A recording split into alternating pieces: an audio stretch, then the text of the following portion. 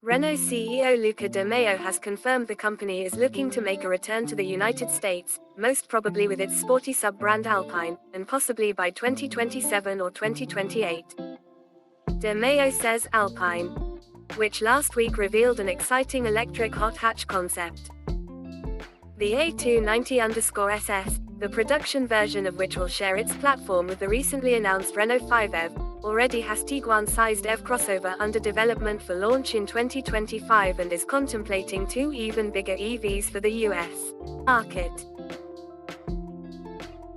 The US is an opportunity we will be looking at, De Meo told the Financial Times Future of the Car Summit in London, and if we find an opportunity it will probably be with the Alpine brand. Why Alpine?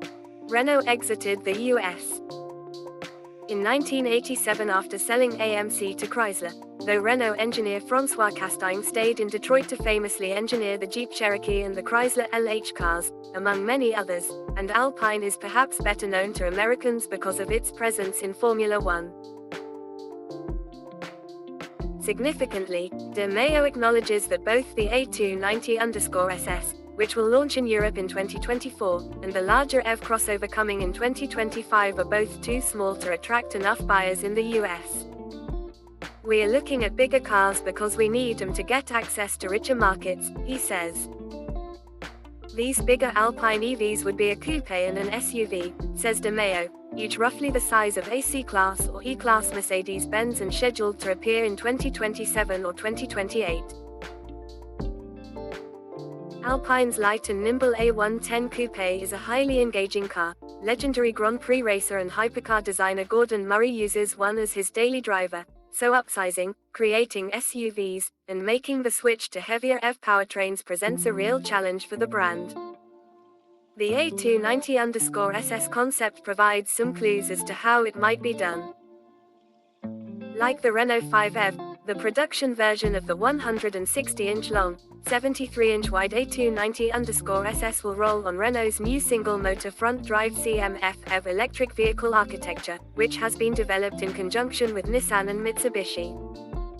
The platform features a multi-link rear axle for better ride and handling. While the Renault's entry-level e-motor is rated at 134 horsepower, however, the A290-SS is expected to start with 215 horsepower. Torque vectoring will be used to deliver the same stability under braking and acceleration as a mechanical limited slip differential. Brembo brakes will be standard, and the suspension has been tuned with details such as hydraulic bump stocks to ensure a controlled yet compliant ride. The A290-SS will be fitted with a new 52 kWh battery pack that is lighter than the similar capacity unit fitted to the current Renault Zoe EV.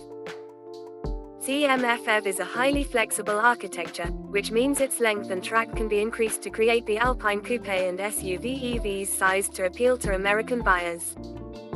The platform can also package a rear motor to deliver more power and all-wheel drive. The A290-SS concept not only suggests future Alpine models will be more powerful and sportier to drive than their Renault counterparts, but will also be more aggressively styled, with aerodynamics fine-tuned by the Alpine F1 team engineers. Expect the distinctive X-shaped light graphic, a nod to the tape put across the headlights of race and rally cars in the 1960s, to be replicated on the production model, and to become a brand signature across the range. How likely is it Alpine will come to America? It's more likely than you think. The coming wave of Chinese EVs threatens Renault's traditional mass-market position in Europe, which is why De Meo says he wants to move the center of gravity of the brand upwards over there. But he also needs to sell more cars in markets where Renault currently doesn't have a strong presence.